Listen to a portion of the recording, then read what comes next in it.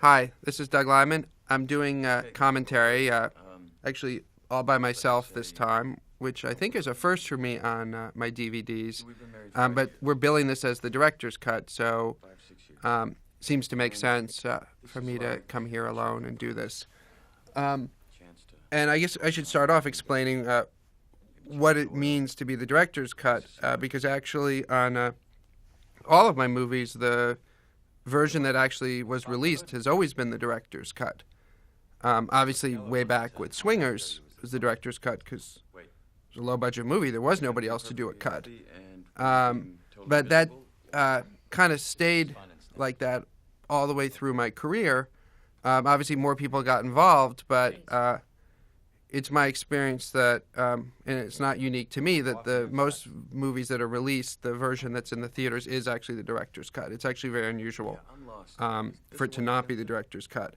The reason why in this, for the first time ever, I'm actually releasing what we're calling a director's cut is for really one reason alone, which is that because of the profile, the two people that you're seeing on screen, this was not a movie that the studio felt comfortable taking through the full preview process that, say, Born Identity went through, or any of really Born Identity, which was my first studio film. Because as most of you who are listening to this commentary, obviously you're cinephiles and you're at least technologically advanced enough to figure out how to access like a separate audio commentary on a DVD. So you're probably also aware that you can get reviews of movies long before they come out. And the studio, there was so much, because of all the rumors about Brad and Angie and what was or was not happening, there was so much heat on the movie that the studio felt that our opening weekend could only be hurt by any kind of preview process. So I really was not allowed to preview the movie. I would do very, very small private screenings, actually in secret, really against the studio's wishes. I needed to show the film to somebody, but the first time I actually was able to screen the film for a broad audience, I came away with a couple of pages of notes of things that I would actually like to change. But by that point, it was only about a month before the film was going to be released. And more significantly, at previews, the film gets tested, the actual survey cards, and you actually get scored. And the scores for this film were outrageously high, and high enough that the studio felt that it would be insane to change the movie. And it wasn't like there was a chance to change the movie and test it again. And, why would you, if you've already won, why compete again? So we kind of made an agreement right then and there that since the changes I was talking about were on the smaller side, I was obviously extremely proud of the movie that was theatrically released, that why not hold them for a second DVD? So we're actually coming to the first change here, which is that this actually is the first version I ever saw of this dance. This is actually basically the editor's assembly of the dance. So it's a little bit longer than what you saw in the theaters. I made, there's a couple of little changes from the editor's assembly, but this is basically what I first saw from the editor. And we shot this scene pretty early on in the shoot, and this is something that I actually brought home on video. I had a DVD of this scene, and I was proudly showing this scene to, any friends that would come by. And this turning all the lights off, this was not something that was planned, this darkness. Again, I was working with a DP that was a first relationship between us, Boyan Bazali and myself. And it's like a new it's like a new couple. You're figuring out what the boundaries are, and this really was a very positive step in the development of my relationship with Boyan, because I'm a big fan of pushing yourself, of trying things, and for a DP to say, you know what, let's just turn all the lights off and do another pass. It's pretty cool, and obviously it looked great, and we used all, this scene was not meant to be nearly this long by any means. If you read the script, it's like one little line of there actually was a dialogue. There was a lot more dialogue and a lot less dance, but the dance scene just was I obviously loved it, and one traded the dialogue for that. That was a scene actually we originally were going to shoot in Mexico. We scouted it. I think we went down there twice. But ultimately, traveling with Brad Pitt and Angelina Jolie is proved to be almost impossible. And so everything needed to be built in Los Angeles. So this is a really great set from my production designer, Jeff Mann. I had been to Cuba, which I guess I'm allowed to admit to, and this room was inspired. I actually wanted to originally shoot all of this footage in Cuba, not in Mexico.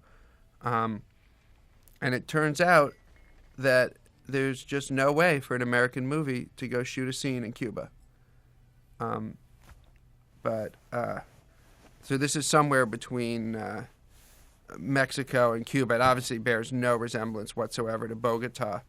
And in fact, there was some discussion that, should we just choose a different city name? But I really wanted it to sound like a real city.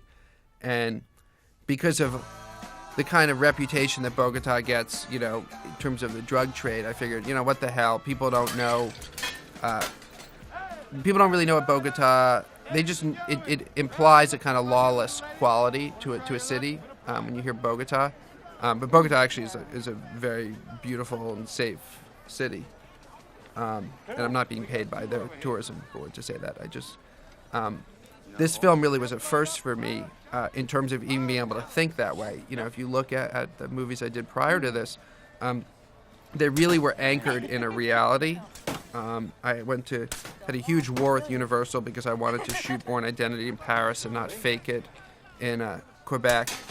And this was the first film where I was like, we're saying it's Bogota, we're shooting it in Los Angeles, and we're using sets that are modeled on locations that are in Cuba.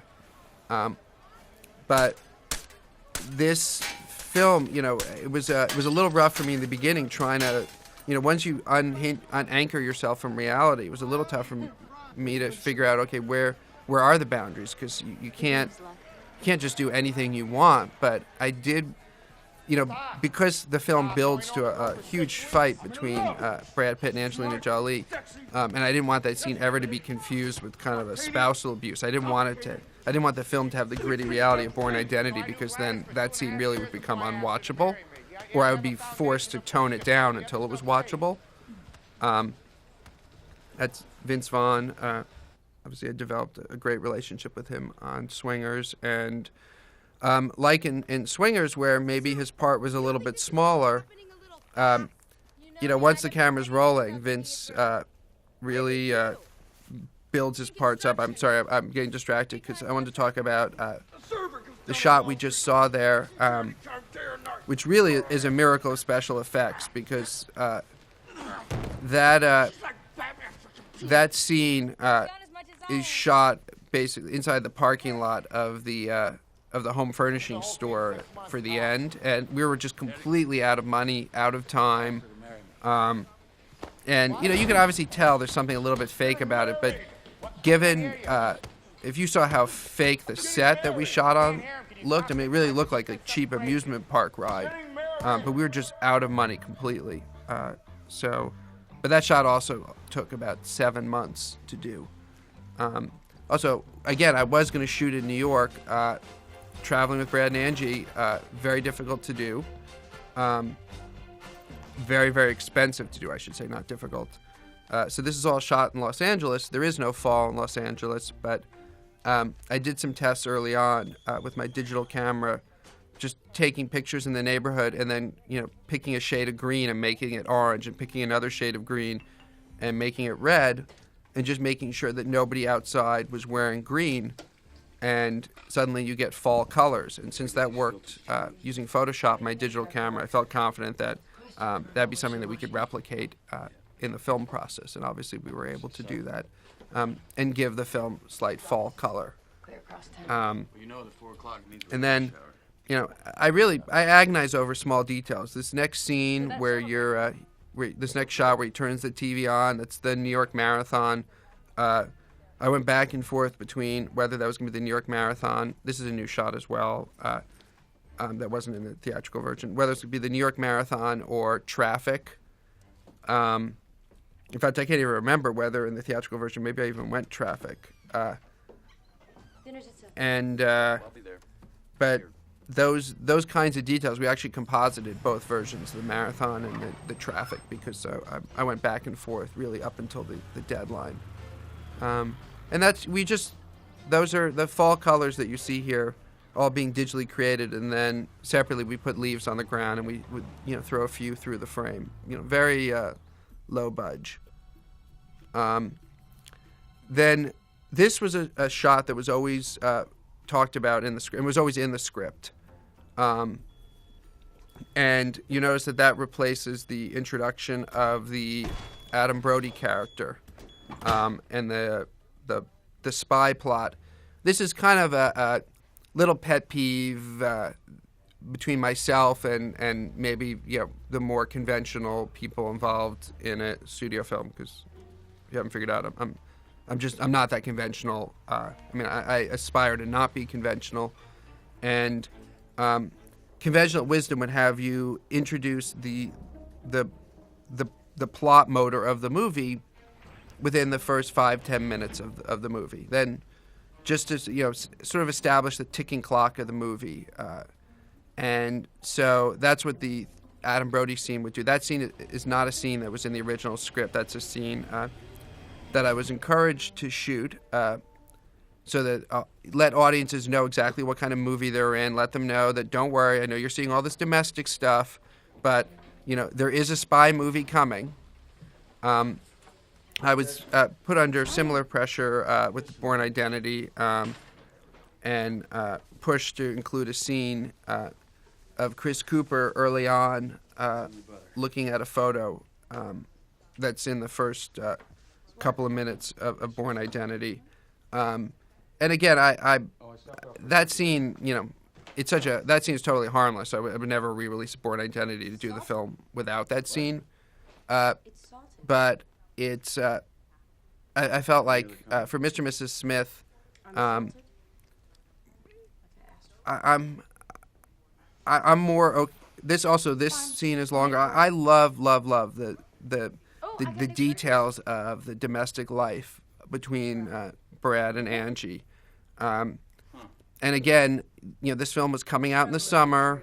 There's a whole fear of the short attention spans of a summer audience. So we played it safe in the version that you saw theatrically, where we didn't overstay. We made sure we weren't overstaying our welcome. We put that scene of because Adam Brody's so amazing, and establishing the spy plot. We just there was no downside to it, but I felt that when we previewed it, the audiences were really enjoying watching the details of. Also, this is a moment we extended this with Angie.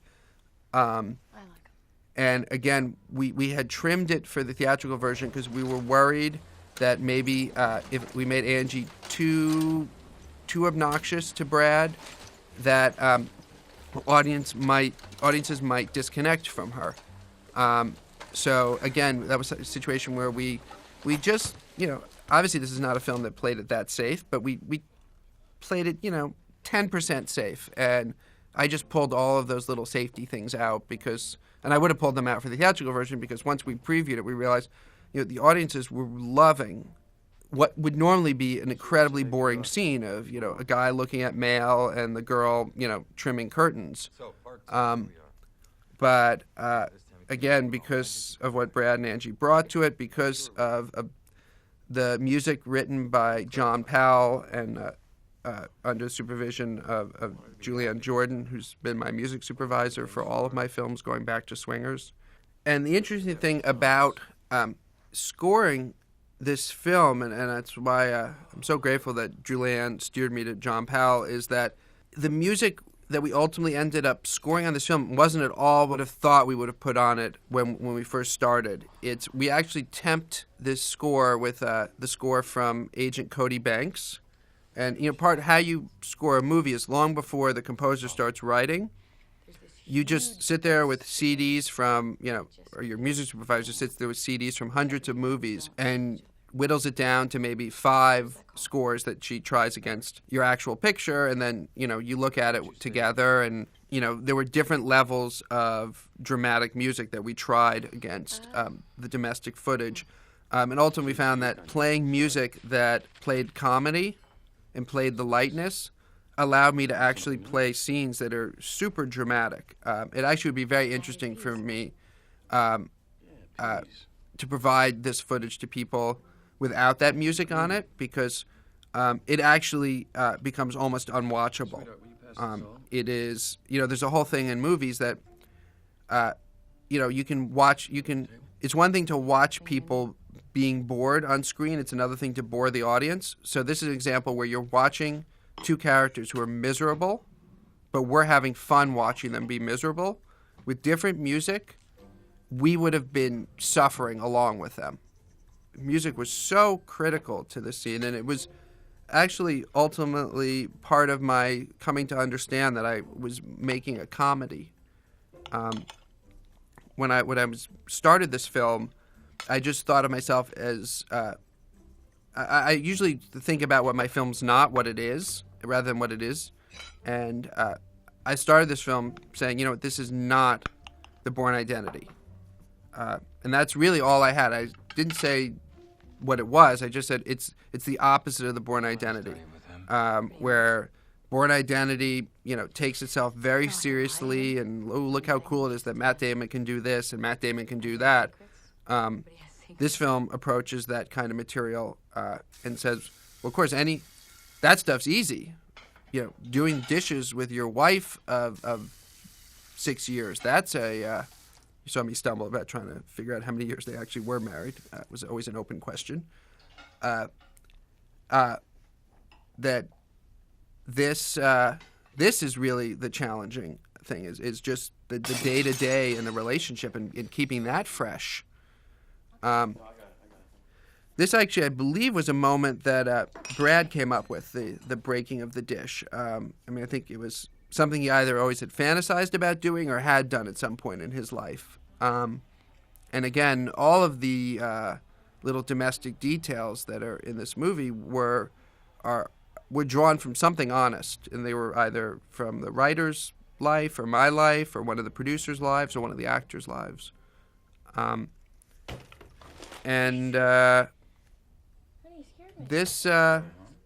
This scene is not changed from the studio version.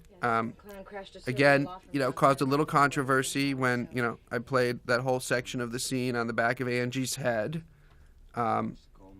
In fact, I believe it. I started to get, this is my first film where there was there was tabloid attention sort of following me around, and I did get some attention of evidently a situation where I once asked Brad to give me more emotion, and he said, "You're filming the back of my head," which I remember the article appearing. I don't actually remember the incident. Hopefully it'll dawn on me while I'm watching this when that might have been. But you saw that obviously was a scene where I was filming the back of Angie's head, and I would get probably teased more than, no one actually ever opposed it. They just, would always make me feel self-conscious every time, we have, the gross national product of a small third world country on screen, and I'm choosing to film the back of their heads.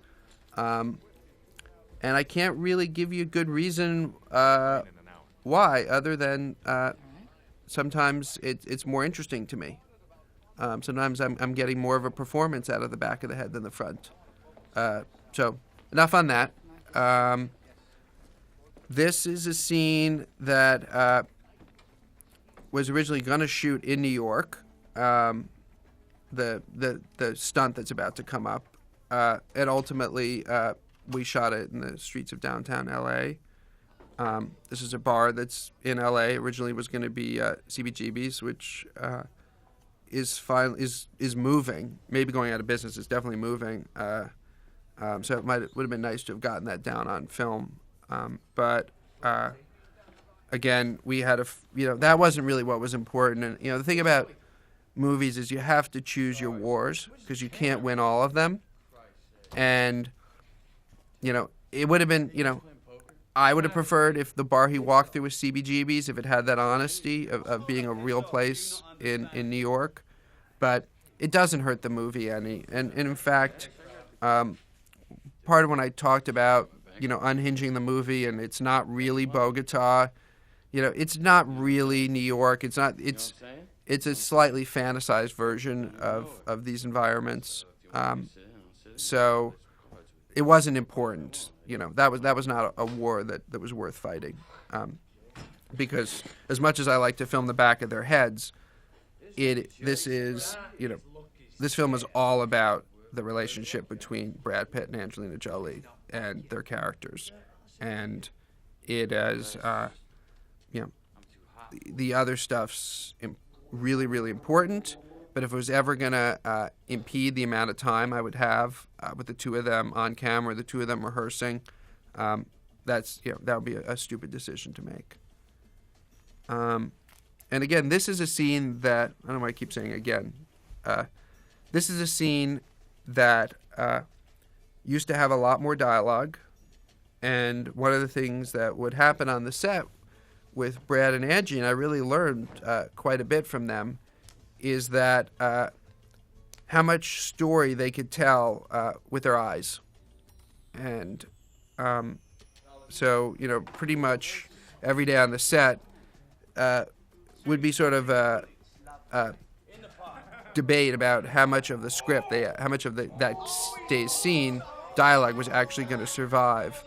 And I found myself some days actually, we started padding the scenes and making them maybe 30% longer with dialogue, knowing that, half the dialogue was going to get pulled out. And I have to say that, they were right.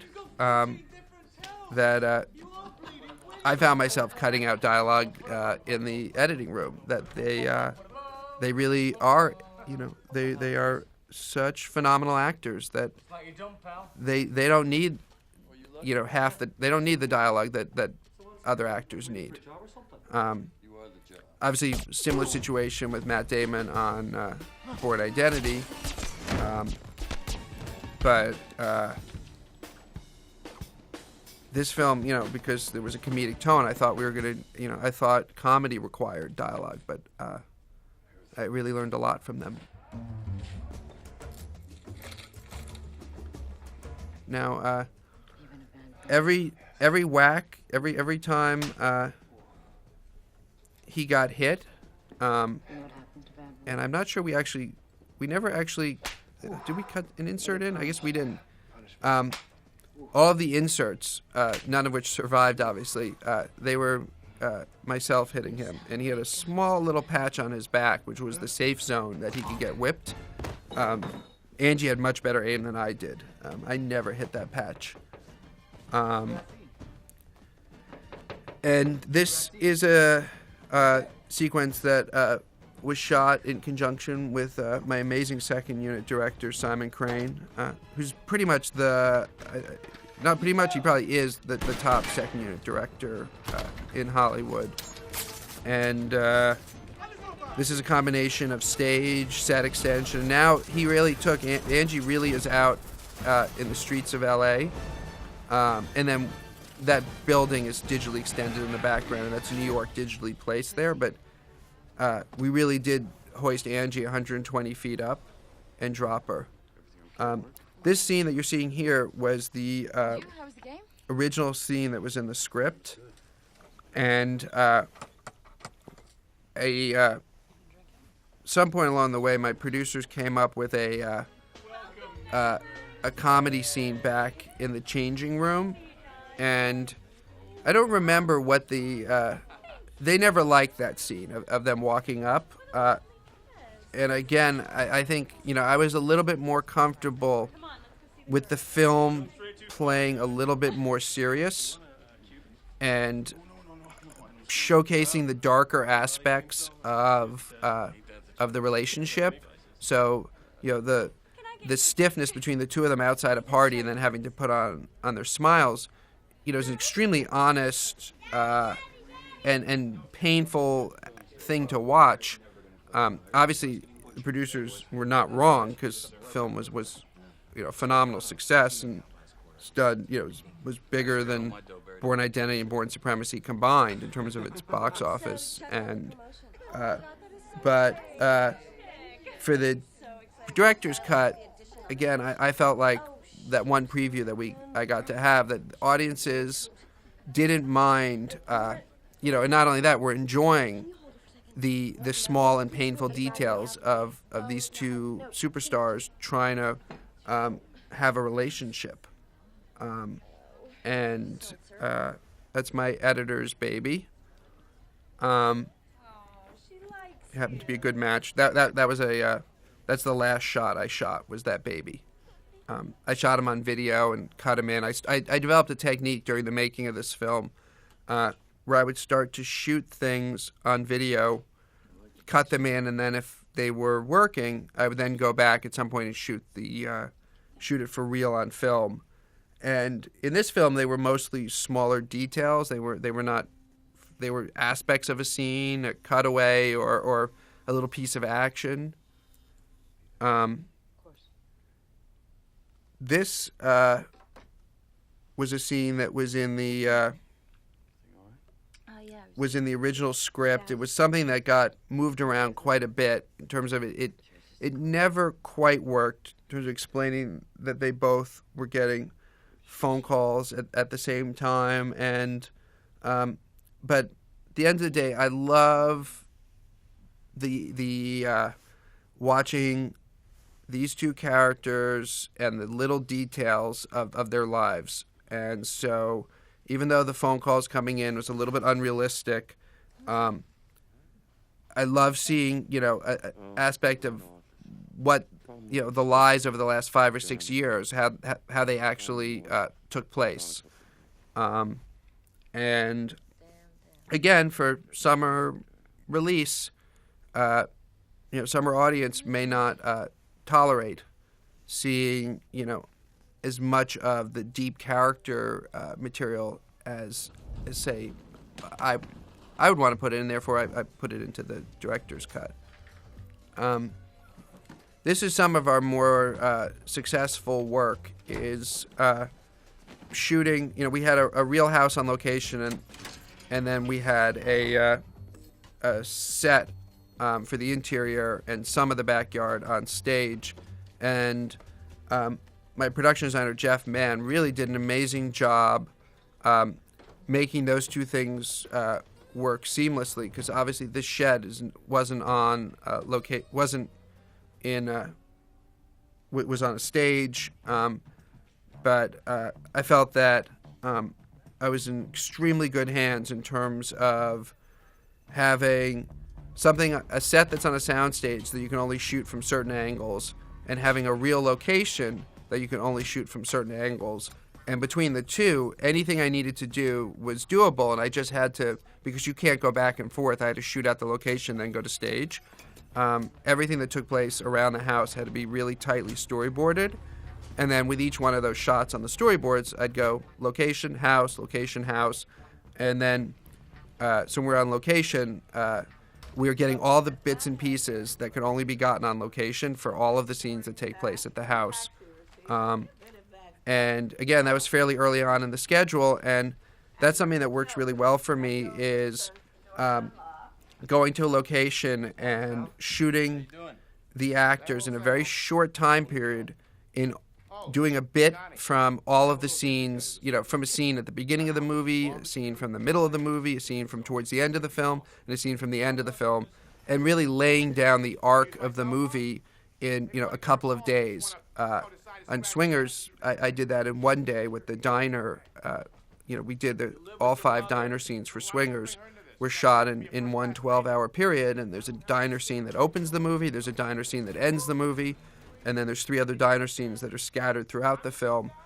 And I felt that John, Vince, myself were able to really lay down the arc of the characters and the tone of the movie and the tone of the mindset of the characters in that one 12-hour period. Is kind of like a roadmap. So being forced to do that with the Smith House actually is a benefit for me. When I started this film, I had the experience of Bourne Identity, where I had amazing scenes with Chris Cooper and Brian Cox. And if I didn't have such a horrendous relationship with Universal, we'd find a way to actually put those out on a DVD in their own right, because Tony Gilroy's best writing was inside the CIA between those 2 characters. And what I discovered, and especially since the movie's so silent when it's with Matt, and those scenes were funny and exciting and sexy, and Chris Cooper and Brian Cox are phenomenal actors. But what I discovered in editing Bourne Identity is no matter how good those scenes were, the audience wanted to follow Matt Damon and Franco Potente, and we ended up cutting those scenes way down. And I had to throw away probably 2/3 of those scenes. That were great scenes. I'm used to throwing scenes away that don't work, but throwing away scenes that are great. And Chris Cooper had a whole subplot with a psychiatrist that Brian Cox sends down to look over his shoulder. All of that had to go. And so I started this film saying, no one's going to care about the B plot. They're just going to, if they didn't care on Bourne Identity, where it was Matt Damon and Franco Potente, which is kind of that's a relationship you've seen in a bunch of other movies. There's nothing that special about Bourne Identity. It's a guy who drags a hapless girl into a crazy situation. I was in probably 10 movies last summer. Whereas the relationship between Brad Pitt and Angelina Jolie, their characters in Mr. and Mrs. Smith, is truly unique. So I felt that given how special the dynamic between Jane and John Smith was, people wouldn't care about the B plot.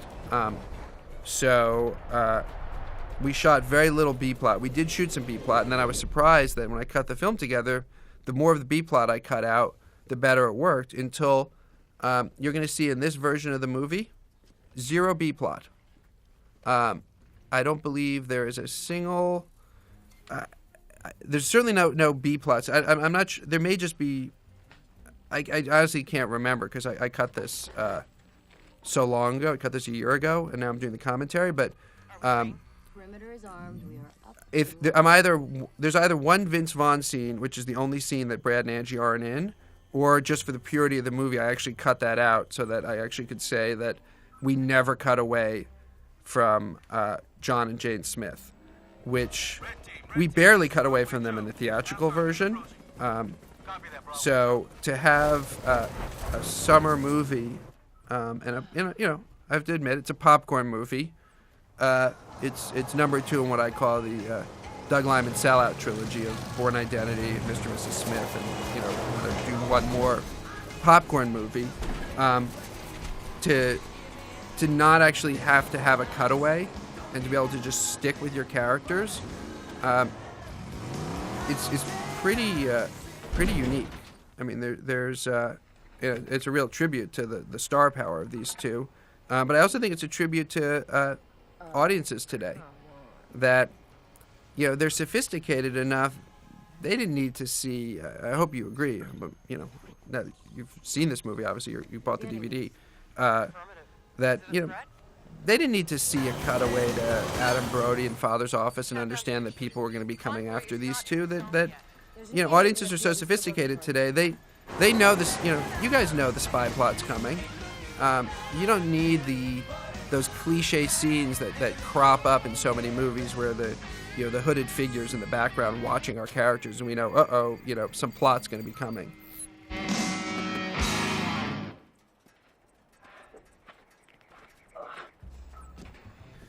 Two things I should say about this scene. One, you see the introduction of Adam Brody is not a comedy moment. It's a more serious moment with a pan, and that's a shot that I debated with the producers. I always had preferred this one. I'm not sure why I ultimately agreed to put the other one in for the theatrical version, but the first time we previewed it, I regretted it.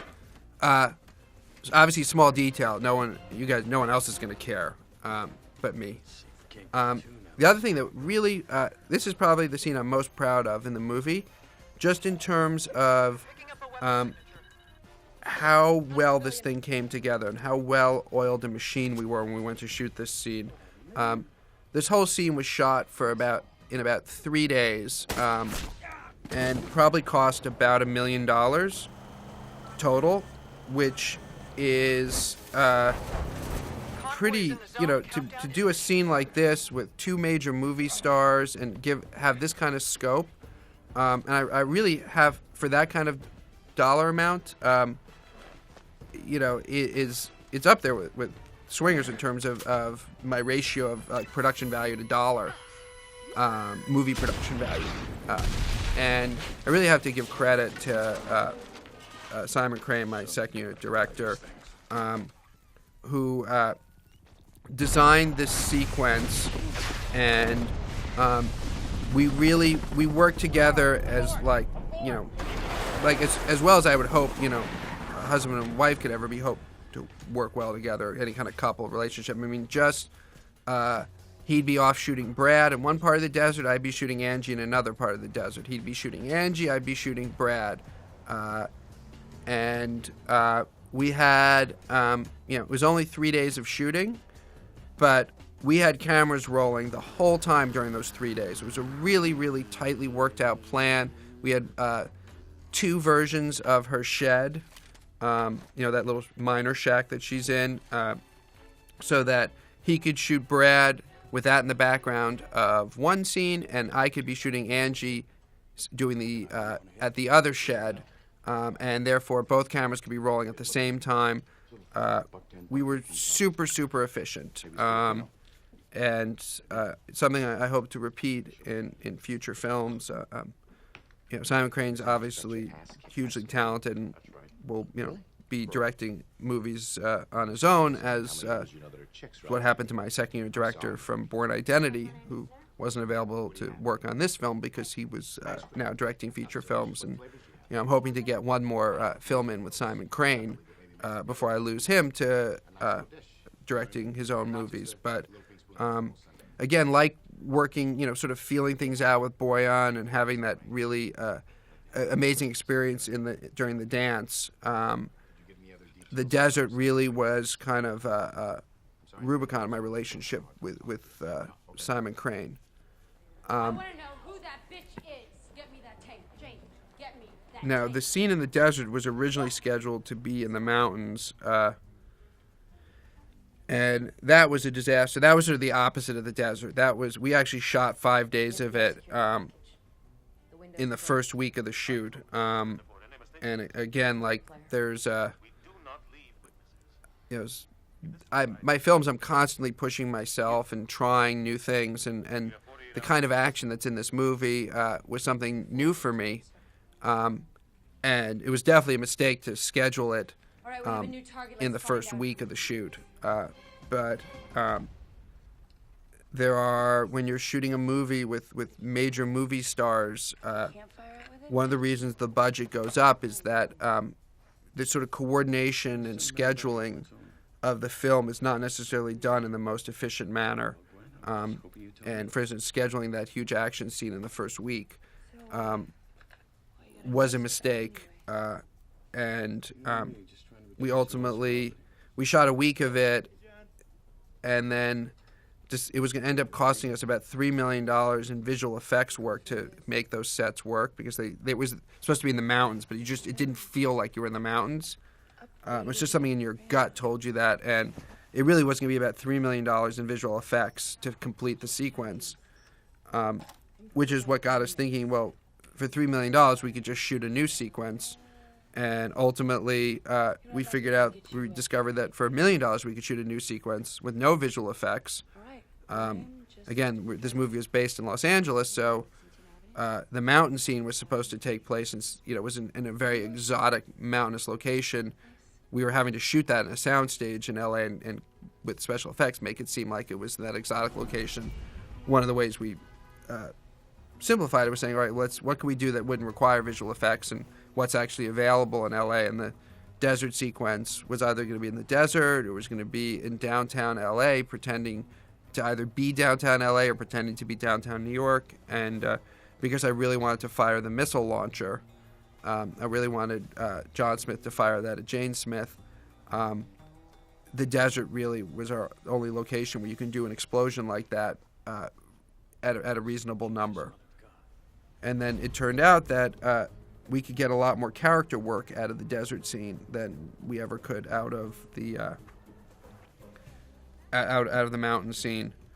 I mean, the mountain scene had a lot of character work. I mean, Simon Kinberg's script, one of the things I fell in love with was that it wasn't like, most action movies are kind of like porno films where there's like a little bit of dialogue or plot that just gets you to the next sex scene in a porno film.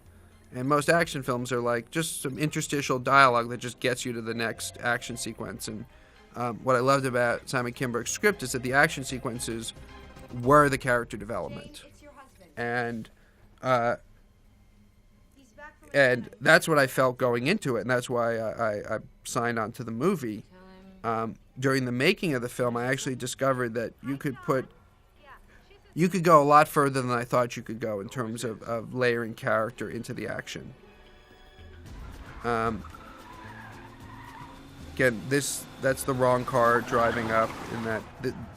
There are a lot of little bits and pieces like this shot that I'm really completely faking it and taping stealing shots from different areas where they weren't intended to be used, just because we were so tight on money on this film. I mean, Regency, I really respect them. They're the only small studio that's still in business.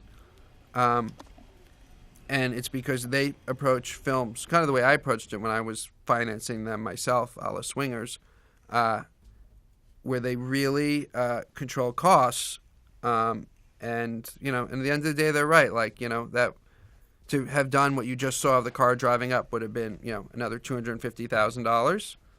And, that was not $250,000 that needed to be spent.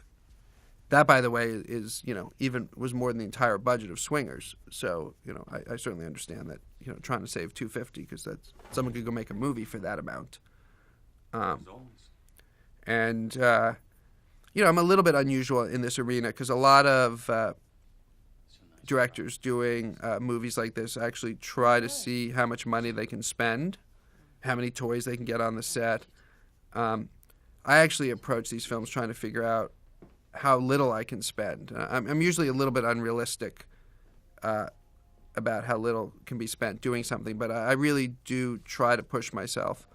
But I also, I'm not, even though this is my, with the Bourne franchise and this, I may not be allowed to call myself a New York independent filmmaker anymore. Inside, I still feel like one. And, I'm going to go back to that. So it's trying to manage the budget is, maybe because of my upbringing. I was always taught the value of a dollar. This film, even though its budget, was above $100 million, was still one of the lower budget films that came out in the summer of 2005. It's just insane how much money is spent on movies in America being made, but they also gross a huge amount of money all around the world. So there's not that much that can be done to control the costs, but it is ultimately controlled by the little details of Regency saying you can make do with the thing you cobbled together. Because I actually had cobbled that together saying I need to go. Again, as I explained early on, like outside of the major scenes, all of the little smaller interstitial pieces I cobbled together with storyboards or videotape I shot myself, or shots stolen from other parts of the film, with a little bit of visual effects on them or whatever, to put it together and go to the studio and say, I need money to go shoot this extra little piece that's not really in the script. It wasn't in the script, him racing home. And, most of the times, Regency said, all right, you can do it if you can do it on a budget. But in this particular case, they said, what you cobbled together looks fine. Why should we spend another cent? And, I don't think they were wrong. And that's, I wasn't going to touch this scene. This is probably my favorite. This and the fight, probably my favorite scenes in the film. I hope I haven't already said that, or hope I don't regret it after and find something else that's my favorite scene. But,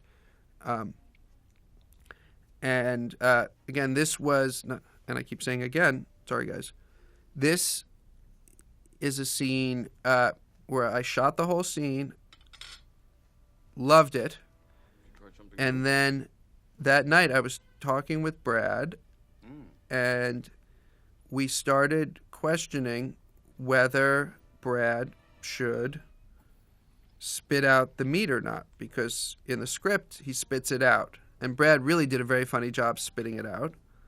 How was Atlanta? And I think Brad originally raised a question to me about, like, was that necessarily the right thing to do? And the more I thought about it, I was like, you know what? He should swallow it. Doesn't make any sense. Infuriated, the production, that I wanted to go back and shoot a shot in a scene that was already done. And I have a little bit of a reputation for doing that, for changing my mind, for wanting to go back. But ultimately, we did go back, sat him back down at the table, had to reset up the lights. Very inefficient, cost us, maybe 2 hours, even though I probably said, we can do it in half an hour. But obviously that was the right call. I'm sorry I didn't, get to show you guys the other shot. But we're going to also put a special feature section on this DVD, and we're still putting that together, so I'll try to take moments like that and put them on it. Because that's not the first thing I've mentioned. The first thing I mentioned where I changed, where there was another option, and I've talked about it, but you guys haven't had a chance to see it. This is a scene that I actually put together with animated storyboards.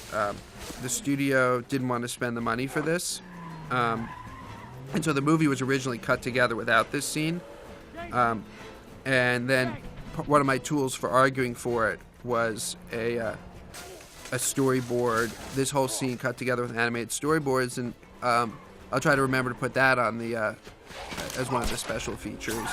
And again, I cut that into the movie, and we watched the whole movie with it in, and the studio agreed that the film was better with this scene.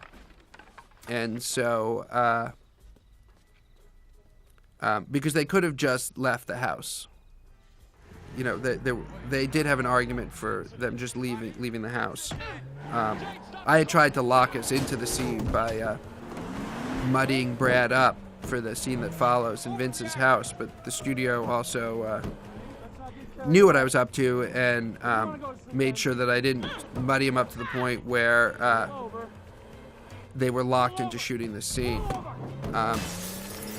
And this was shot around the same time that I shot the desert sequence with Simon Crane, and this scene represented a similar kind of partnership, where while Simon was shooting the vehicle jumping into the bushes, I was shooting Angie driving, and we were able to use the same lights on the same piece of road, and I'd come through with Angie, and then he'd come through with the car and do a jump, and then I'd come through and do another pass with Angie, and then he'd come through and do another pass. Having a partnership like that with another director allowed us to get that sequence, and I believe we did that in that whole scene in 2 nights of shooting. It was one or two. I believe it was 2 nights of shooting. So that whole action sequence is $500,000, $600,000, and actions. Simon Crane, who works for Spielberg and really the top directors out there, would always talk about our film and say, on a real movie I'd have 2 weeks to do this. On a real movie, we'd have a week to do that. And the difference is that this movie, for me, was always about scenes like this. And this is where I was putting the resources. It was about the characters. And it's unusual. Normally, it's sort of, you're in one area or the other. You're in a character film or you're in an action film. So Simon Crane was right that, in an action film, you really would have had 2 weeks to do that sequence. And that sequence really would have been incredible. That's impossible. As opposed to right now where it's just good. What makes it, for me, in terms of action, to me, what makes it incredible are the characters that are in that scene. A 6-year stakeout to get information from you? Mission accomplished. Okay. Here's the upside. Simon and I already talked on the first DVD about the scene with Vince and, I almost said Vince and John, Vince and Brad, that that was a 3-line scene that Vince basically wrote all of that dialogue with Simon Kinberg. But it's this was a great moment that I felt that I had to cut it out of the feature just because Vince was so funny. I didn't want people to miss him. That was a situation where I wanted to rein him in and cut out a funny bit, because there was a certain point where you'd go through the rest of the film after this going, I want that funny guy to come back on and do more of his shtick, and that obviously would be a mistake because it's not Vince's movie. It's John and Jane Smith's movie, and he's one of the things you'll notice in this scene is Brad basically has no dialogue. That's because Vince wrote all this dialogue for himself. Nobody, and then we didn't have time to write any dialogue for Brad. I mean, Brad has the 3 lines of dialogue that existed back when the scene was a 3-line scene. But it actually works quite well because, as I said earlier, I really learned from Brad Pitt and Angelina Jolie that they're actually extremely capable of acting without words. And this scene was a situation where I shot the scene during principal photography, and then this shot is a reshoot because the film was just feeling a little bit cold. Again, I keep saying again. As I stated earlier, this is my first time working in a slightly unhinged environment, unanchored environment, a little bit untethered by reality. And I had shot this shot with Brad. Actually, in fact, I hadn't shot this either. They were both... I can't remember whether this was always planned to be shot and we just didn't get it during principal photography, or whether this was added as well. I believe that we just didn't have time to get it during principal. We had very limited dates with Vince. But because he was doing 3 other movies. He was obviously a huge superstar in his own right, and as a favor came in and did the small role in this film.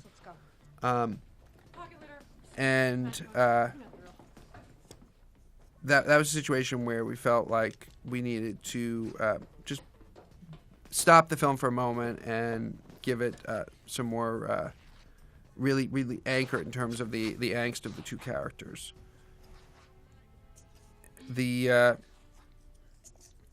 This wedding chapel scene that's on the TV was actually scripted to be their honeymoon, and we probably had 40 different plans where we were going to send This room is wrapped. Brad and Angie some exotic place with a video camera, and they were basically just going to film themselves, because either he had to be holding the camera or she did, because hopefully there'd be mirrors in the room, and that way you'd get to see both of them, and there couldn't be any crew in the room.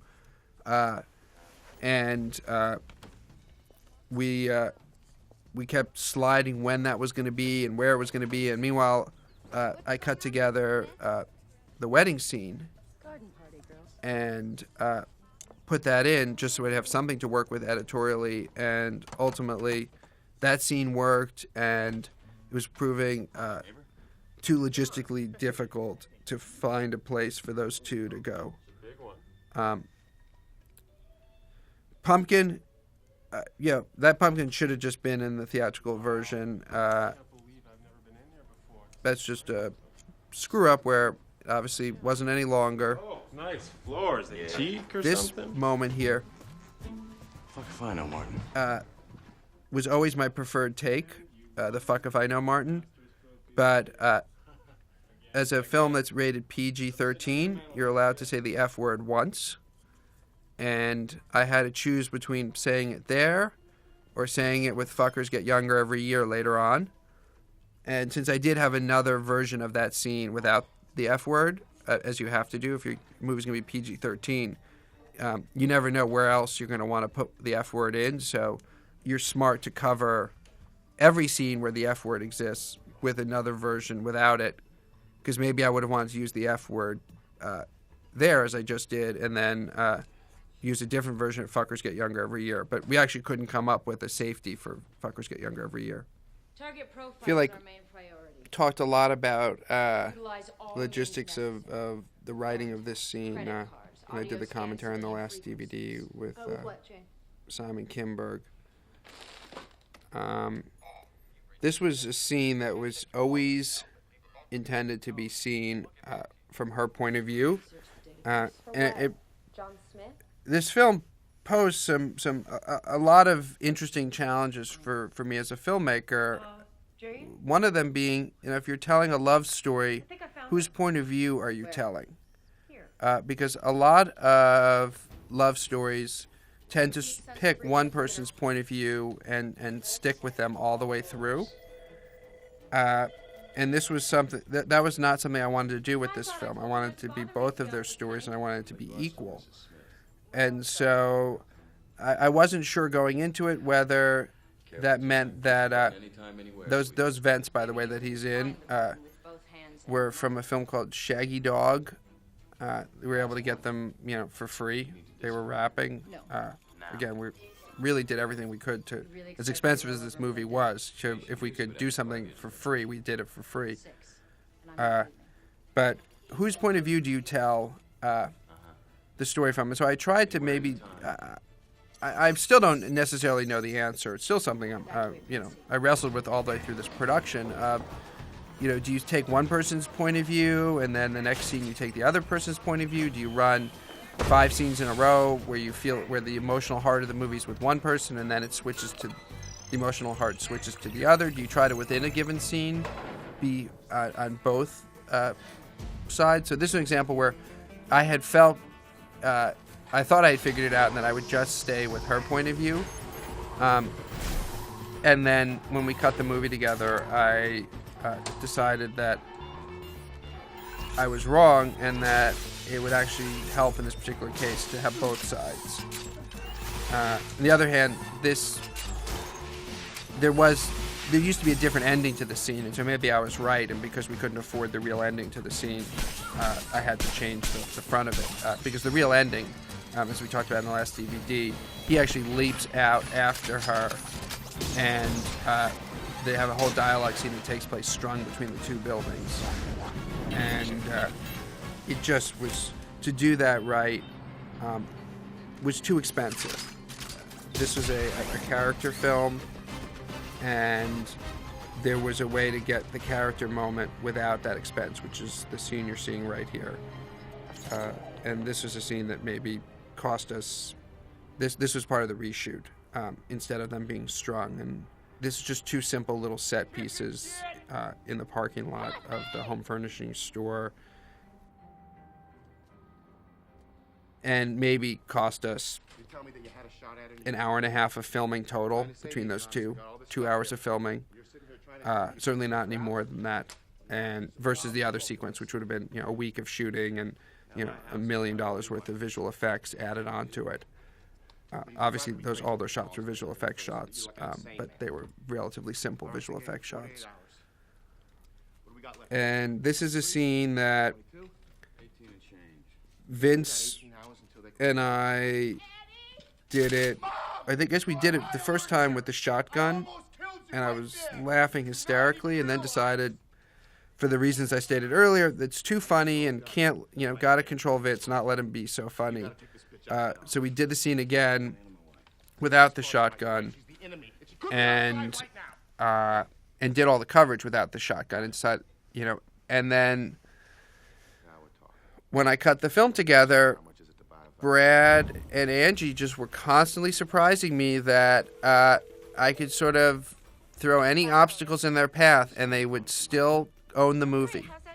I could put, one of the funniest guys acting in film today doing really funny bits, and they'll steal the movie right back from him.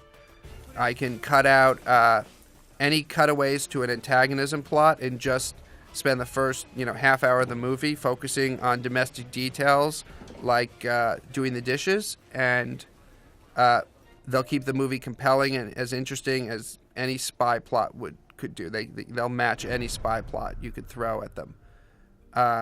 So I ultimately decided to go with the funnier version, and luckily in the coverage you can't tell he's not holding the shotgun. And no particular reason why that building's under construction and there's plastic on the elevator. First and last warning, John. Get out of town. You know I'm not going anywhere. Oh, well, so you say. But right now, you're trapped in a steel box hanging... This is the last scene I actually shot with Angie during principal photography. Obviously went back for some reshoots, but I think we were both pretty sick of each other by the time we got to this sequence. But I was... Brad was already off shooting Ocean's 12 when I was shooting this with Angie. But I had previously shot his elevator sequence, had shot the video component of it, and so we were able to play that back for her. So even though Brad was long gone, she's still actually acting the scene against him. I had an amazing assistant director, Kim Winther, who was able to handle all of the coordination. From on a big visual effects movie, it's already challenging enough to do a film with two of the biggest stars in the world and around their schedules. It really, it's a real tribute to Kim that this scene is as good as it is, given that there was no way we could actually get them physically into the same. Okay. Yeah, I couldn't have them on the same day. 5, 4. And any last words? But he was able to schedule it, so I was able to shoot Brad's video piece first, and have it all edited and played back on the set. And this is a miniature. My first time working with miniatures. I wish I could remember the names of the miniature house that did it. Interestingly enough, they were also working on Zathura, Jon Favreau's movie at the same time. In fact, a lot of the effects houses were doing both films at the same time. So, although I didn't actually run into John at one of these facilities with one of us checking on our films, our respective films, it's still, he's somebody I really care about and huge amount of respect for, and obviously we're like siblings. We grew up together on Swingers. It was kind of neat to have it come full circle, and our friendship actually got stronger through just the finishing our movies at the same time.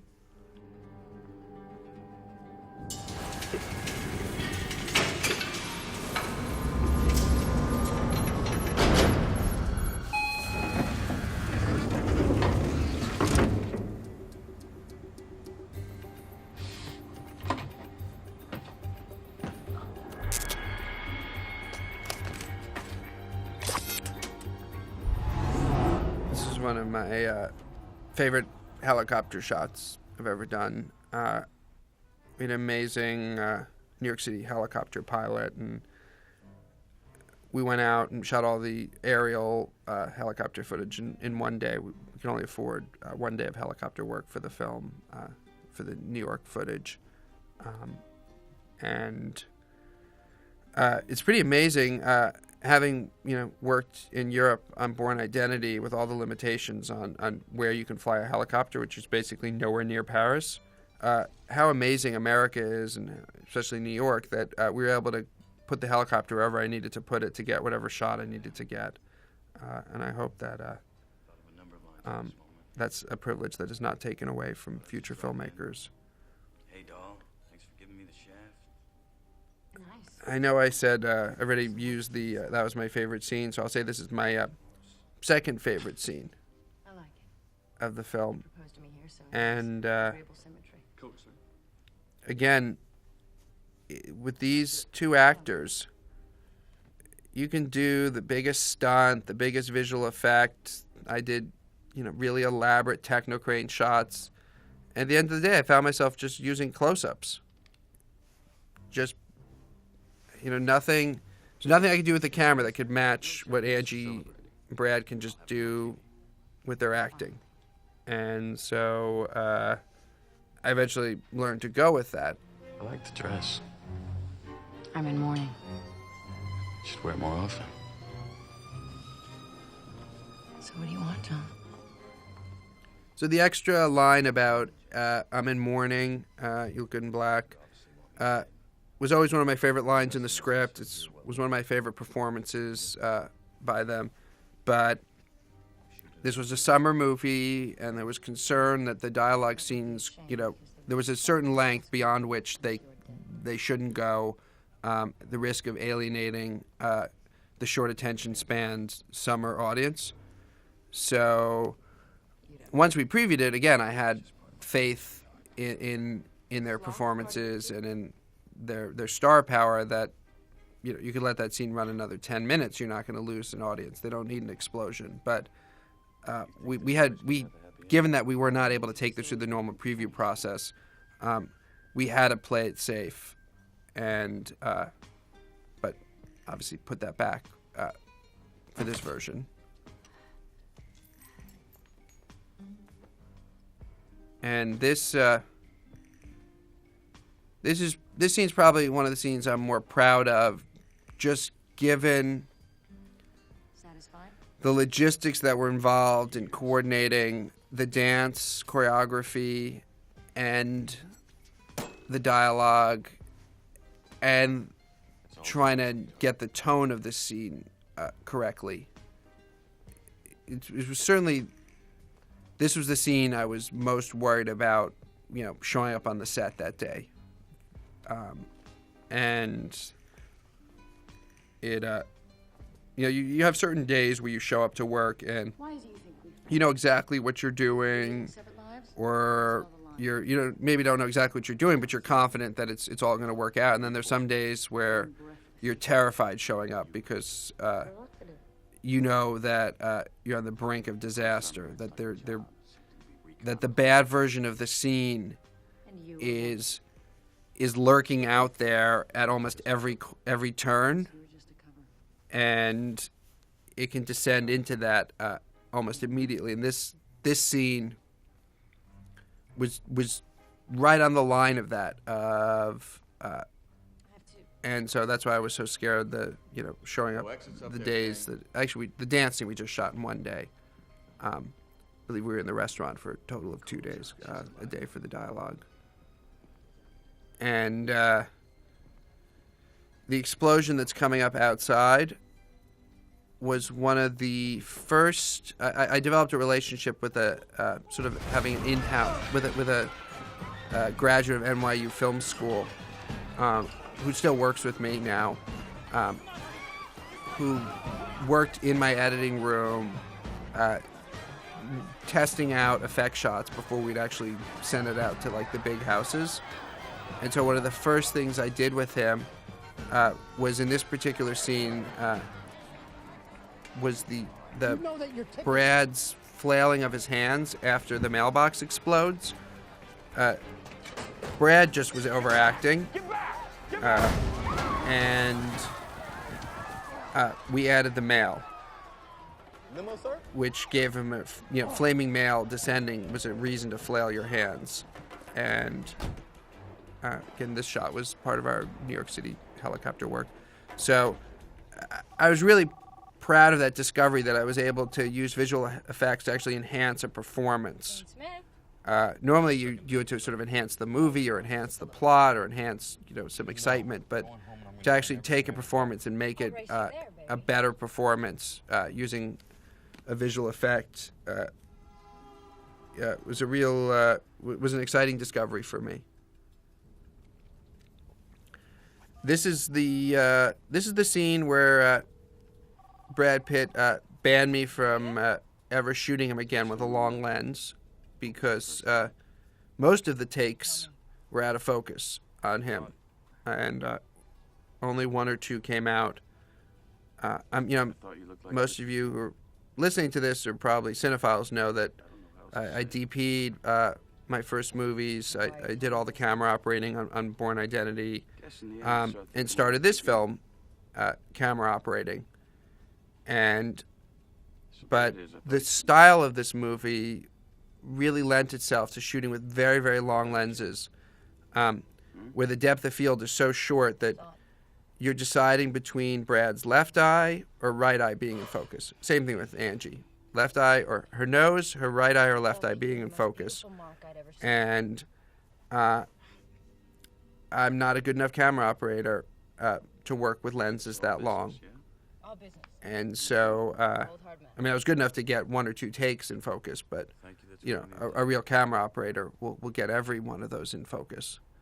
So, Brad was pretty upset that, 3/4 of his performances, and were in the garbage because of that screw up, and, said, like, the future, if I'm going to use a lens like that, would I please use an operator?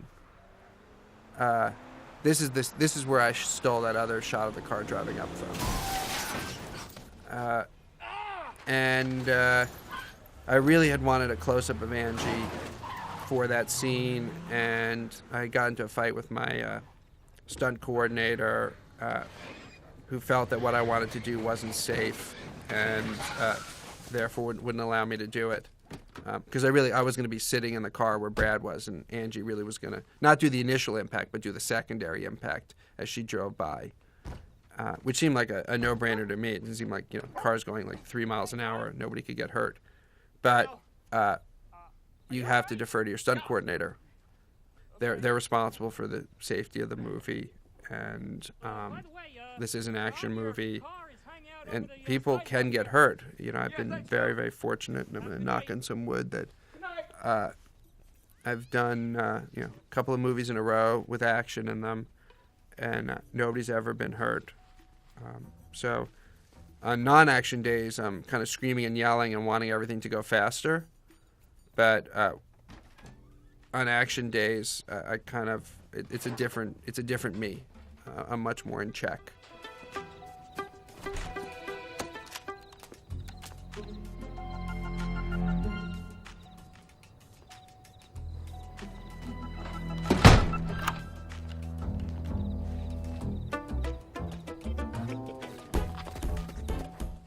There used to be a scene there where she fired the gun at Brad while he was inside the shed, which was fun. And it's, his shed is his life, and thematically that was his space. It made sense for her to shoot it up.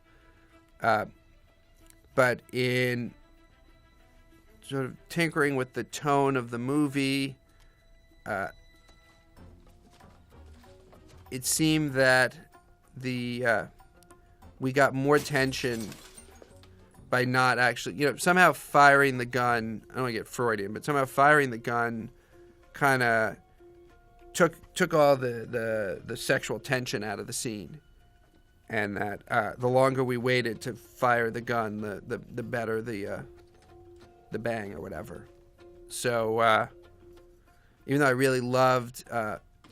There were two really fun scenes, both of them involving her firing a gun at him outside. One where she shot up the shed, and one where he's dangling. And pretty sure those will both be included. If they weren't included as bonus features on the first DVD. They'll definitely be on the second. But the movie was better without them. Sometimes you have to do that. Good scenes, but they hurt the scenes that follow. So there's more tension right now for not having had a single gunshot yet. And I really got to credit Akiva Goldsman, who's one of my producers, for pushing me to see that.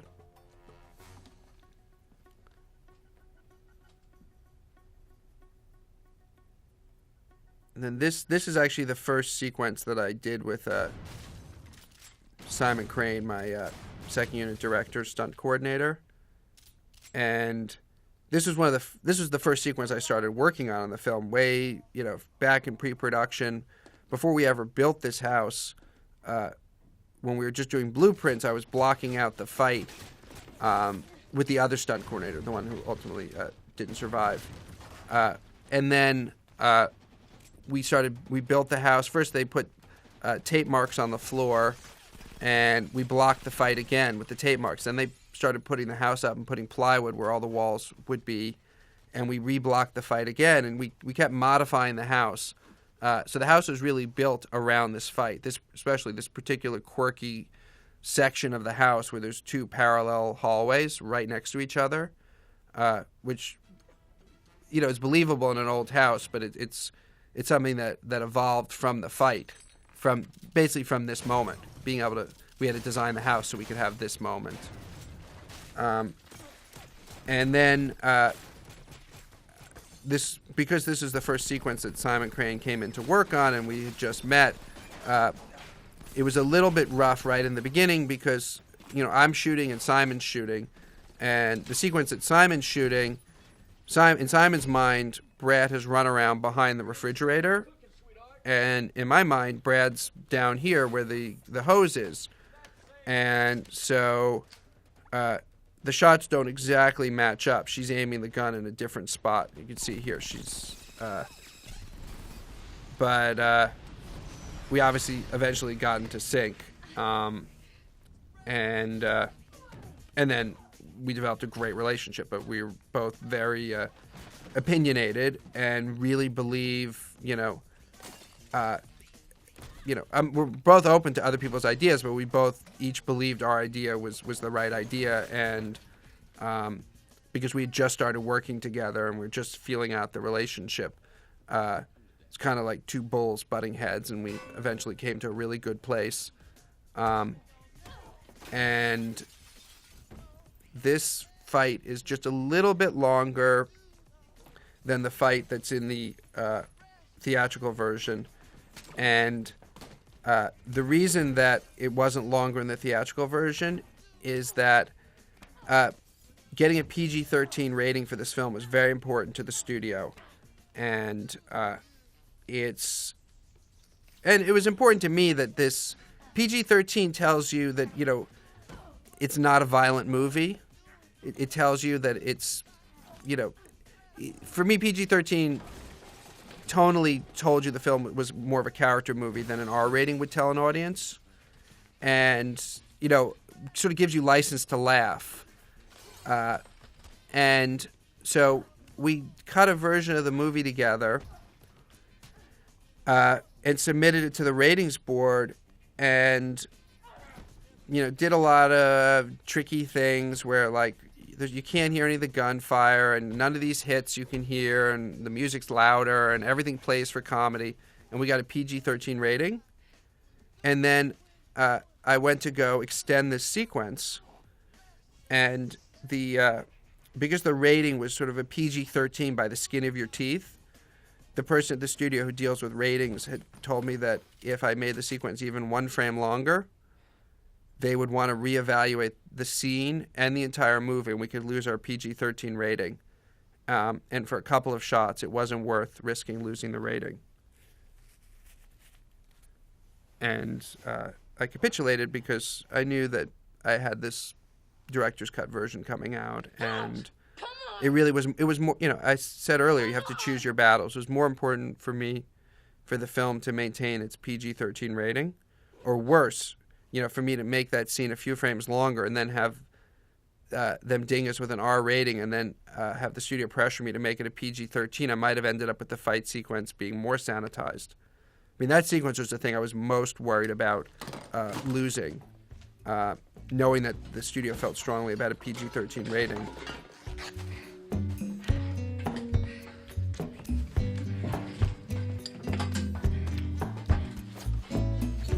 And this was a scene that I always wanted to play with quieter music and just a little bit more honest, a little bit more raw.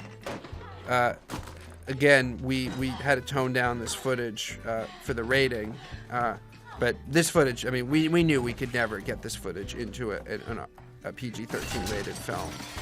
I mean, there's just very strict rules, like just them being in that position is an automatic R, even though you're not seeing anything. So didn't stop us from shooting it, but I didn't necessarily know all of the rules. I mean, I obviously knew that this stuff couldn't, there was a lot of stuff we knew we were getting that wasn't going to be usable. But, lucky for us, we have it, and now I get to have an R-rated version of the scene.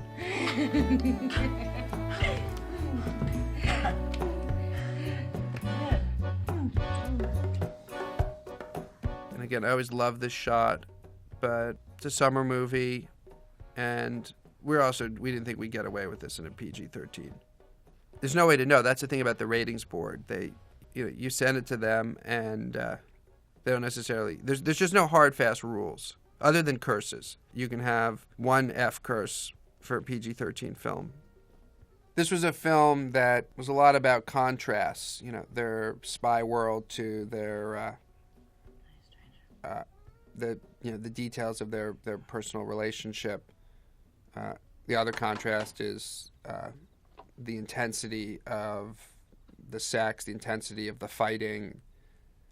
Versus the normalcy of suburbia in the outside world.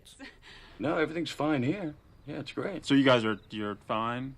This is a scene that, Couldn't be better. for schedule reasons, fell off the schedule because it wasn't absolutely necessary. Have a nice night. And we were running behind schedule.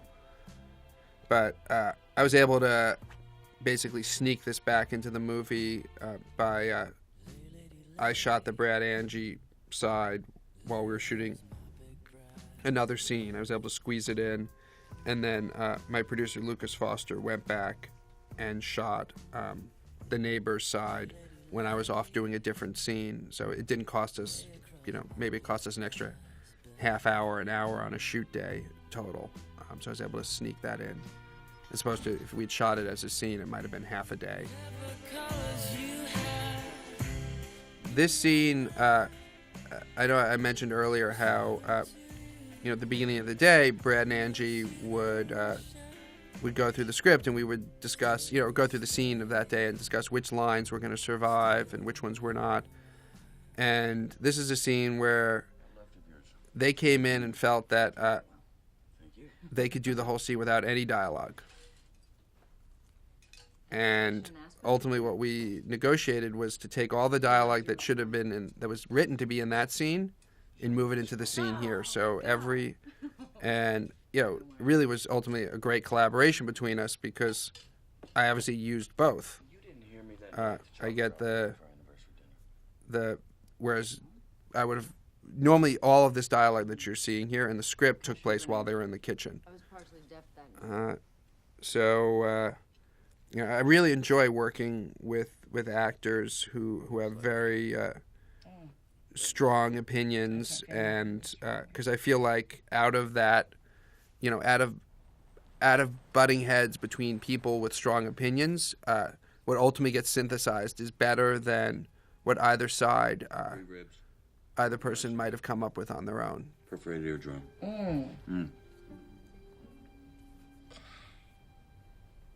You ever have trouble sleeping? And now that I've seen it, I realize we actually did cut Vince out getting the... obviously I edited this film a year ago, this version. So I remembered thinking about it, but we actually did go through the whole movie and never. There's not one scene in this film that Brad or Angie are not in.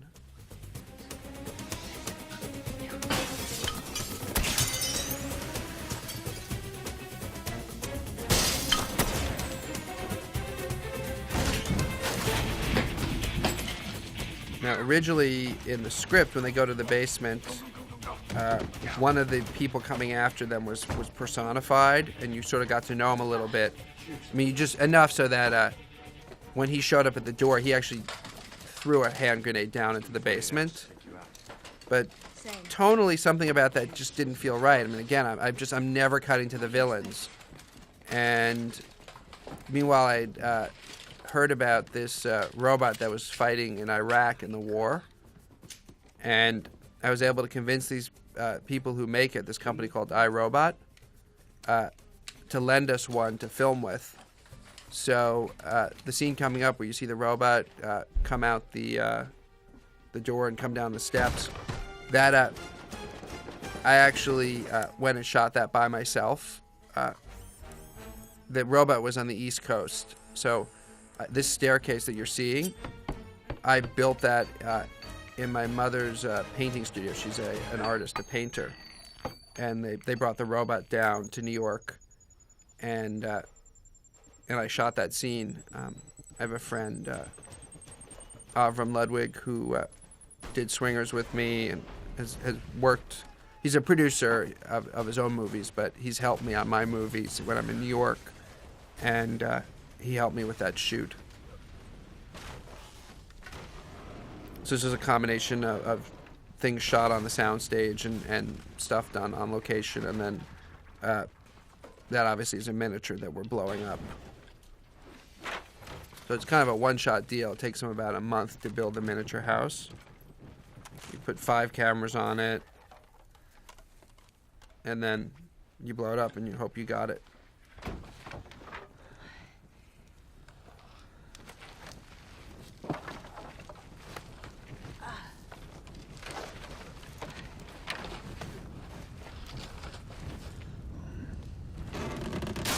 There's a combination. The foreground elements are all really in the backyard, but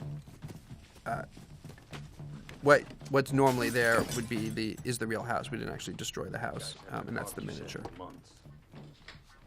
That's the burnt out miniature. That once we blew it up, we set it up then to get the background for that particular shot. No. I didn't go to MIT. Really? Notre Dame. Art history major. Art. History. Probably the first note I gave to Simon Kinberg when I came on board was to put them into a minivan for the car chase, to put them into the neighbor's minivan for the car chase.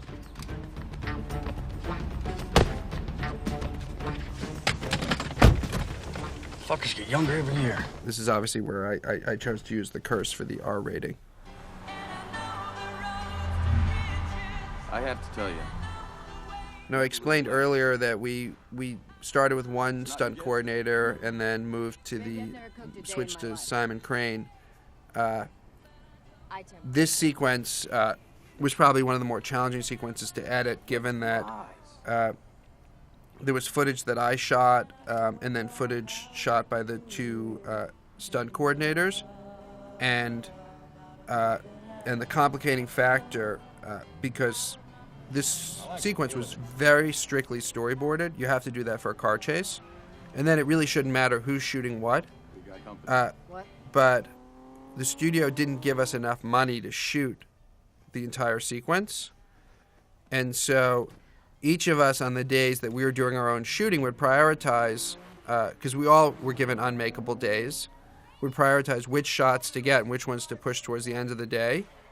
And since the 3 of us had different priorities, we ended up with pretty much incomplete moments for almost everything that took place in this sequence. And it never would have been an issue if we had been given enough money and time to shoot the entire sequence. But the studio, and they're not wrong, would use my words against me and say, you're not making an action movie. That's what you've said since day one. This isn't an action movie, so why do you need to spend so much money on the car chase?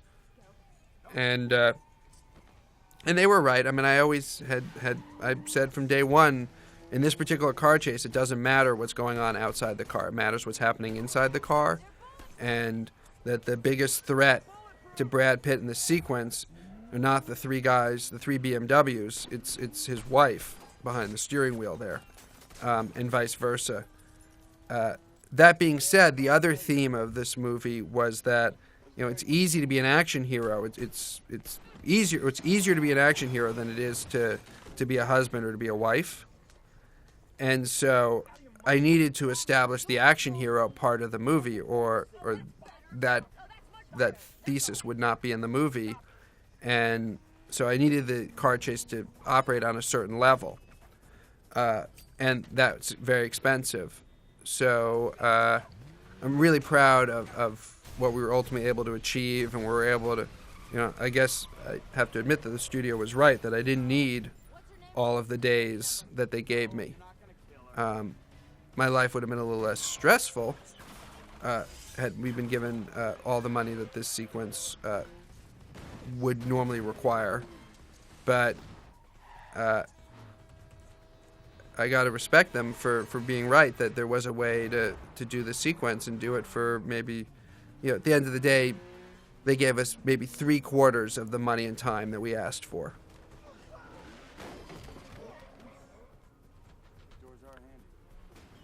And I don't remember if I actually made the sequence any longer from the editor's assembly. I mean from the theatrical version that was out last summer. John, my parents? They died when I was 5. I'm an orphan. Who was that kindly fellow who gave you away at our wedding? Paid actor. I said I saw your dad on Fantasy Island. I know. I don't even want to talk about it.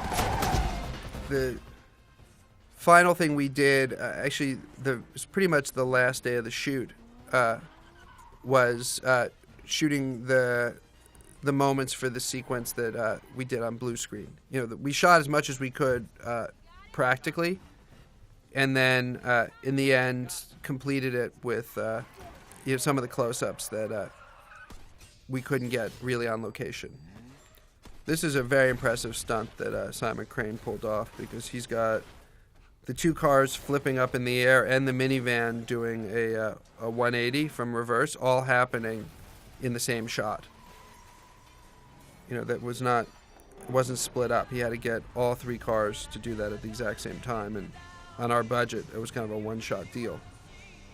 As it was, we barely made it through the sequence. The BMWs were bought used. They're old, used, very cheap cars that we just banged the dents out and painted, but they barely functioned. And we had, I believe, 5 of them, and the odds that we'd have 2 driving, let alone 3 on any given day, were actually pretty slim. Another example of the back of the head scene, back of the head inclination on my part. Jesus, Johnny. Good morning, Eddie. Morning. It's good to see you're okay, man. Tell me you got smart and that you killed that lying bitch. This lying bitch? One of the biggest challenges I had in this film was so much of the film is building up to the spectacular fight between John and Jane Smith, was keeping the film interesting and keeping the character work alive in the last 20 minutes. A lot of, making sure that the film didn't end before it ended. And the breakthrough that I had during prep was hope I don't sound trite because I come up with all these sort of one-liners, but I really feel like, at least for Bourne and for this movie, those one-liners really were my they were the sort of they were the skeleton on which I built the movie, and so the one-liner for this section of the movie was that the only thing worse than lying to your spouse for 5 or 6 years is telling your spouse the absolute truth. And so that's where the sort of minivan scene came from, and that their new problem was going to be they're being too honest with each other. And what kind of problems is that going to cause? Found him. He's being held in sub-basement D of the federal courthouse. High security. Kerry Washington. City grid. I was so fortunate to have talent This is as far as we go, Jane. like hers, like Vince, supporting Brad and Angie. I mean, it's really incredible that, you know, Kerry's a movie star in her own right, Vince is a movie star in his own right, would come out and play these roles for me, and obviously Adam Brody, who I worked with on the OC, coming out to work on the film. And this does not count as a cutaway because Brad and Angie are in this scene. They're right above it. So they're in the same space, so I count them as being in the same scene.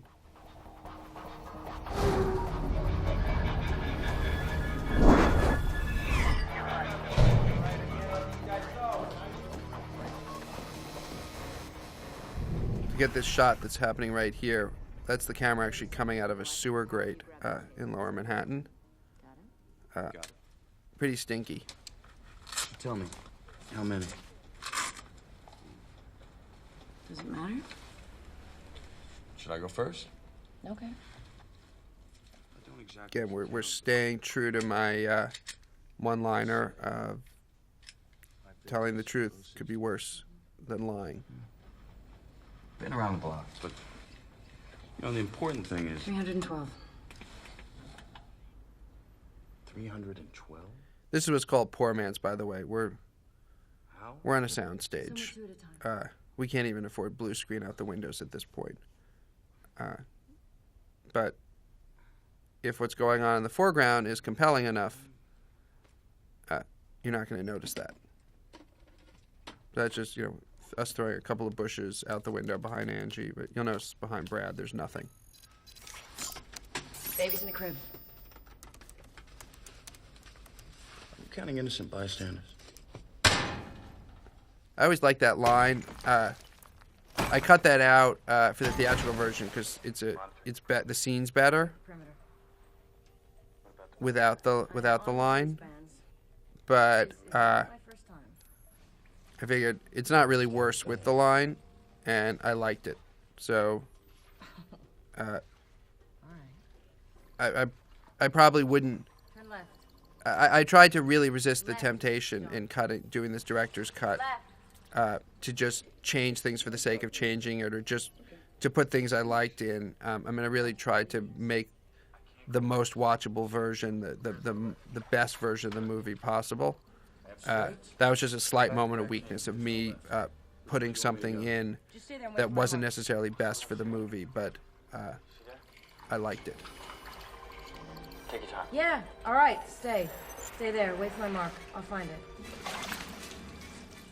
There is a version of the scene that you could cut, in that the way it was scripted, where we never went inside the tubes, Almost there. where we just stayed with Angie, and it was just video of Brad in the tubes. But once we put Brad in the tubes and we were filming with the video camera, it seemed crazy to not also film him with a film camera. So we filmed it.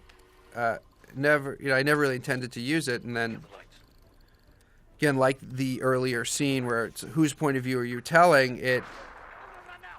This was a scene that ultimately seemed to want to be from both sides. Hey, Nick, uncuff me.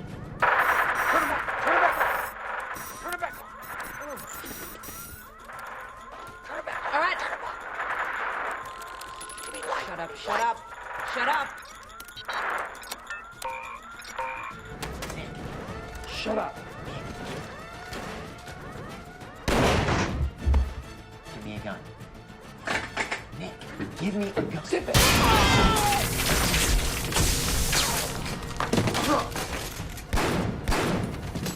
There's a slight change from the theatrical version just in terms of the effects work. Something I didn't work perfectly, so we trimmed it out.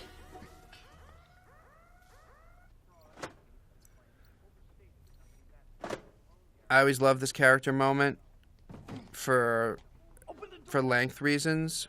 We cut it out of the theatrical version. Back there!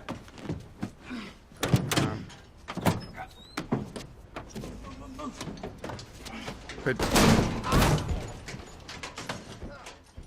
pretty much, I'm starting in this section. I let myself be a little bit more indulgent. Spend a little bit more time with the characters. Normal rules would dictate that as you're getting towards the end of a movie, especially a summer movie, the pace should get picked up. But sometimes slowing the pace down and ultimately makes the film more riveting. Because you're just settling down with the characters, getting more invested with them. Jane, 90% of this job is instinct. Well, your instincts set off every alarm in the My building. instincts got the job done. So you'll start to see, basically, the director's cut prior to this moment is hardly different than the theatrical version. It's all the teeny little details that were things that I wanted to change. That because we scored so high, the studio felt it was insane to change them. But you're starting to see that there's some slightly bigger structural things I noticed in the theatrical version that I want to change, that are going to be reflected from this point on. I mean, it's not that different, but... So now I realize you witnessed the missus and I working through some domestic issues. That's regrettable. But don't take that as a... There was a funny bit at the front of the scene where Tell us what you know. she's setting up the video camera and then he's setting it up, and it's I really love exploring these two alpha personalities trying to work together, but we're getting it in spades anyhow, so I didn't need to use all the moments that were in the script. Okay. Where was I? A mistake on your part. Shut up. Options. I'm going to lay out your options for you, okay? Option A. If I could... Shut up. I believe Option A. I shot this scene 3 times. No pain. Option B. You don't talk. I remove your thumbs with my pliers. There was, mostly because there was a scene I like to vary the details. that was going to take place after this scene, and we just could never get an agreement between the actors, myself, the studio, on what that scene would be, ever. And it's a scene that would take place out on the balcony of this hotel. And it was originally scheduled to actually be shot at the real balcony of the hotel, and we couldn't agree on the pages. Then they built the balcony of the hotel, and we ultimately still couldn't agree on the pages. And the solution that I ultimately proposed was to just not shoot it. I'm not the target, you are. Both of you. And to go back into the motel room and basically reshoot Adam Brody and Two competing agents living under the same roof. and change how the scene ended. You were bait. Well, it's entry level. Toe holding into the company. A couple hits, he bumped me up 2 desks. It's pretty cool, actually. The way the way the plot used to work, it worked in the script, that we could never really agree upon how we were going to shoot it. This scene ended with them pulling the transmitter off of Adam Brody, but turning it off. And and then they use the transmitter later on to lure the villains into the home furnishings store. 1 minute. And so this version of an ending for the film where they're chased to the home furnishings store was actually originally proposed by Jez and John Henry Butterworth, who came in and did a rewrite on the script, actually at the recommendation of Nicole Kidman, who was originally going to star in the movie. And they proposed flushing them out into the home furnishings store, but that if we did that, we would lose what at that time was my favorite scene in the film, which was the scene on the balcony of the motel. But once we couldn't actually get any agreement to actually shoot that scene,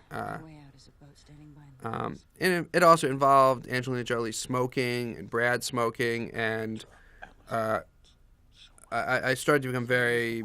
I've always been very sensitive about when and how you show smoking in a film, and it really showing these two people smoking a cigarette. I obviously for this version chose to sort of put a lit cigarette in the shrink scene with Angie that we digitally painted out for the theatrical release, but I am very sensitive towards that, and so I didn't fight that hard to preserve the balcony scene because it only worked if cigarettes were involved, because it involved, among other things, him discovering that she was a closet smoker all these years, and her discovering that he had been a closet smoker, and it was sort of a reminder right before the finale that these two people actually don't know each other at all. And once we started trying to replace the cigarette, it was one of the many things that we could never really get working right. Suddenly, once that scene wasn't going to be the scene I loved, the Jez and John Henry's original idea of flushing them into the store seemed a much better solution to our finale.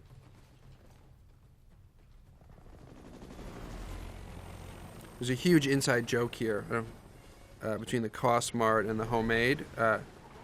This particular location, there's only one store that we originally shot as our Homemade, and we painted it the colors of Homemade.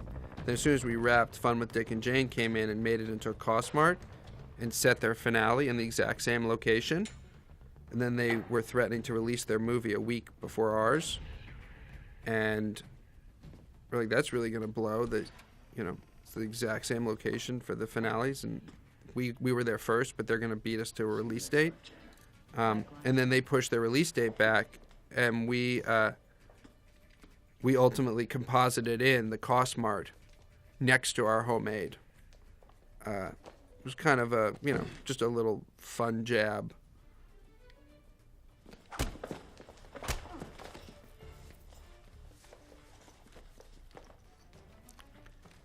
This, you notice the structure here is a little bit different. I always preferred this, but it's more subtle and therefore riskier with a summer audience. The concept here really is that you don't really know how many bad guys there are out there, and they're just going to sort of keep coming like ants. And it doesn't really follow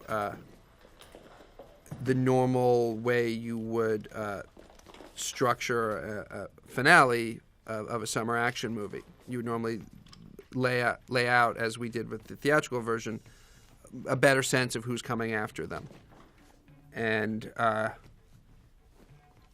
this, a really great editor with Mike Tronick. It was our first time working together, and he and I both believe very strongly in this version, but again, because we couldn't preview the movie, we had to go with a slightly safer version. Had there been time to preview it, we would have previewed this version, and I'm sure it would have played great, and this would have been the theatrical version. Probably barely makes a difference to the average viewer anyhow, but these are the things that keep me up at night.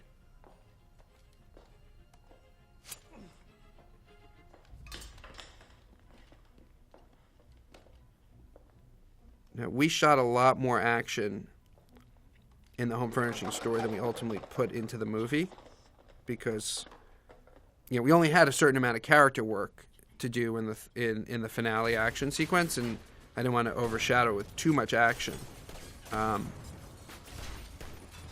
So this elevator, for example, goes to another level of the floor where a very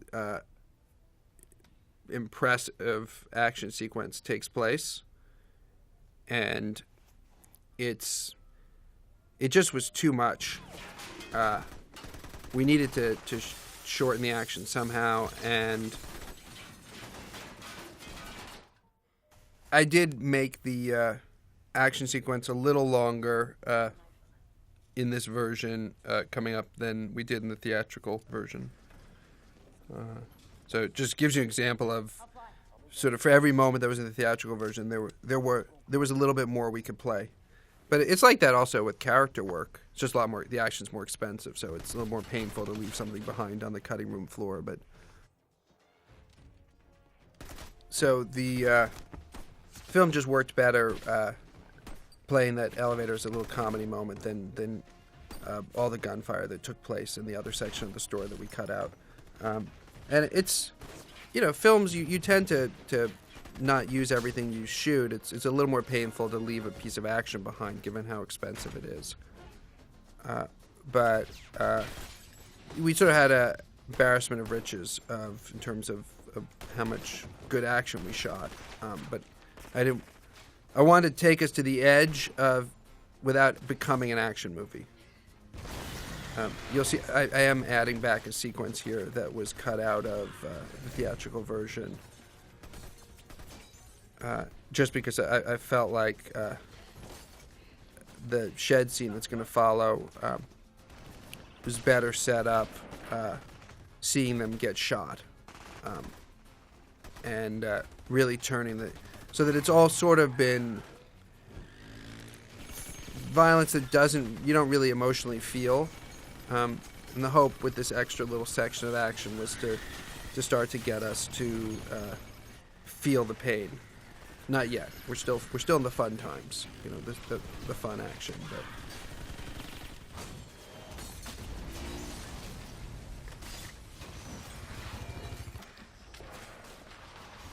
also, I personally paid for that Gatling gun. That was my wrap gift to Brad and Angie. That thing was so expensive to rent. It's using $5,000 worth of ammo like every second or some insane thing. But I wanted to have this moment, which you can only have if you have that insane Gatling gun moment of really seeing them being driven back into that shed. I felt like that would enhance the dialogue scene in the shed. And again, because we couldn't preview it, I couldn't test the movie with that sequence in, and it was safer for the theatrical version to release it just with a little bit of the action taken out.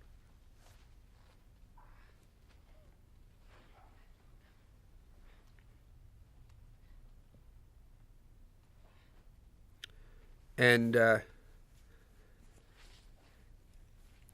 coming up, we have what was a pretty lively debate between myself and the studio as to how to end the movie. Because I originally proposed, we always called what's about to come with them outside the dance of death. And the studio took that very literally. And I always felt that we could accomplish the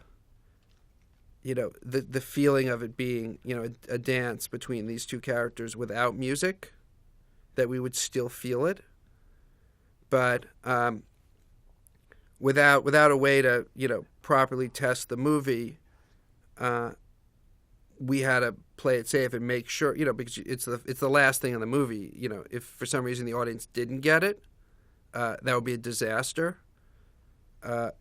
So, because I never really, I just cut this together and have no way to test it. The test of this will be, for those of you who've watched the movie all the way through, and who didn't see it the first time, did it come across as a dance? But for me, it did.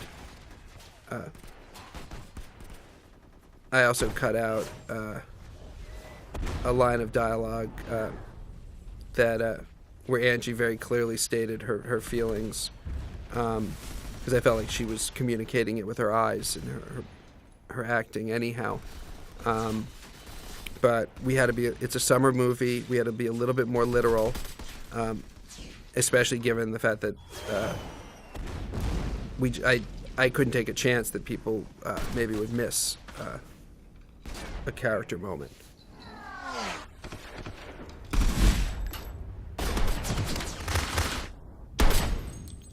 Almost don't want to talk during this.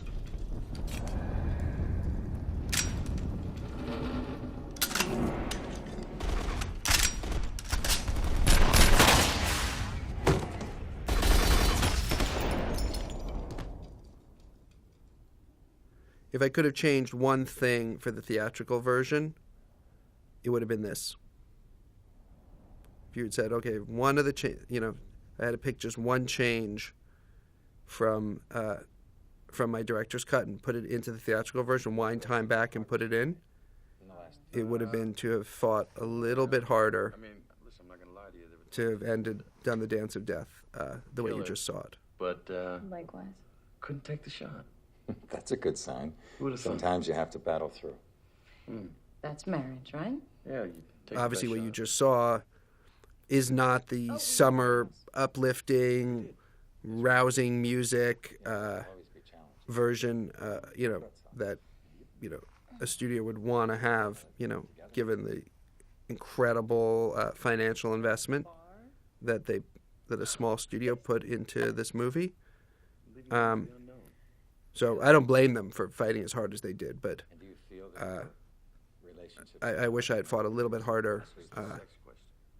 And again, I had a very interesting conversation with the head of the studio, who said, look, if you had made the film for $40 million, you could have ended it like that. But you made the film for $100 million, and therefore you relinquished the right to your artsy ending.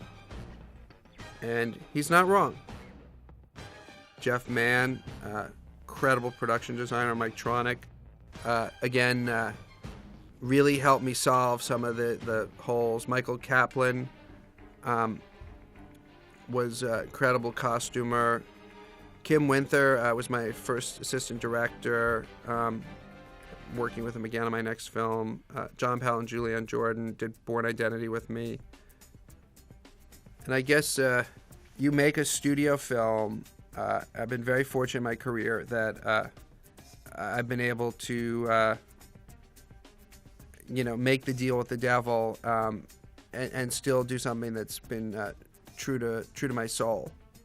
And so though I often talk about this being movie 2 in my Sellout trilogy, that's said with a bit of irony, because I've been super fortunate that I've been able to create films that allow the studio to give a broad audience their $10 worth of movie, and at the same time have been very personal stories.